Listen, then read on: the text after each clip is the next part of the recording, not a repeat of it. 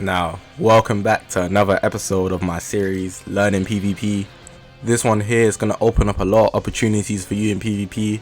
We're going to be covering, just like it says on the title, baiting the opponent or the enemy, whatever word you prefer to use.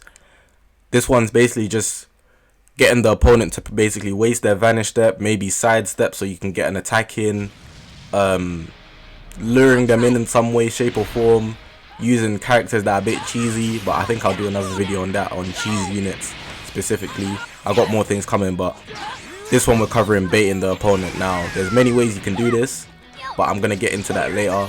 But before I continue, I got one thing to ask you guys, and that's if you could press the subscribe button to show me that your support, even liking the video, leaving a comment, leaving anything good or bad about this video, generally just showing your support in any various ways. Subscribing more so than others, because then I'll know you're really here for the takeoff, because we're going straight up. But yeah, I'm going to get into this video now. But before I actually get into it, I got two more things to say. Now, the first thing I'm going to do is I'm going to rank this technique. Well, it's not specific to one technique, there's different ways you can do it, but I'm going to rank the difficulty of this video using the Legends ranking system in terms of difficulty. So in Legends, you know, when you do missions or events, they have Scream difficulty, hard difficulty, and then normal difficulty being the lowest.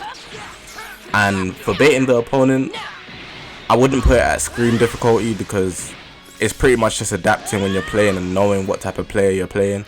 So I'd leave it at hard. I wouldn't say it's Scream, because that's a reach, but definitely hard. And the second thing I wanted to say is, before I actually get into the video, the way this video is scheduled, I do this little intro talking about telling you guys to subscribe, what's going to happen later on in the video, what difficulty it is. Next, I'm going to show you guys different ways of baiting the opponent in normal speed. Then after that, I do the same thing, but I'll slow it down for you so you can see the movements of my fingers and whatnot. Then I'm going to explain each different way that I showed in this video in terms of the movements I do with my fingers and whatnot, so you can actually understand, then give some advantages and disadvantages so you know what you actually benefit from doing it, and then the possible drawbacks of you doing it, so you can choose what you want to do given your PvP scenarios. But yeah, hopefully you guys enjoyed this video, and let's get into it.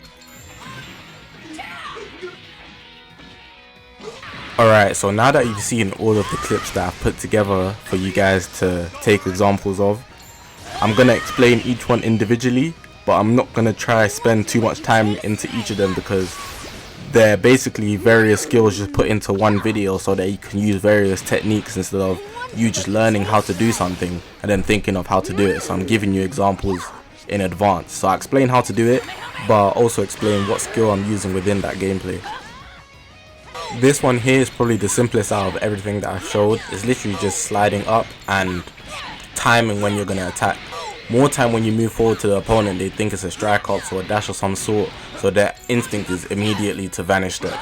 But obviously you're not doing any attack of any sort, so you just getting close range to them is going to make them panic. Not all players will panic, so an advantage would be that you can make them sidestep, but a disadvantage would be they might not think that you're gonna actually just sit there and wait for them to sidestep. They might attack you straight on, so then you just be opening yourself up to damage. So a counter to the actual disadvantage that I gave would be that in some scenarios the person might actually catch on. So you could imagine trying to do this technique more than once in a game, the enemy would probably catch on. So instead of you waiting there for them to sidestep or pretend vanish that because they're panicking, you could actually do a sidestep of your own, so you dodge their attack and then you get yourself a combo just off the fact that they were trying to predict you, but you kind of got them on a string. So it's literally just about switching it up. You could either wait there for them to sidestep, or you could actually vanish that when you get close to them. So you have the choice between the two. This technique isn't very hard, but it requires a bit of patience.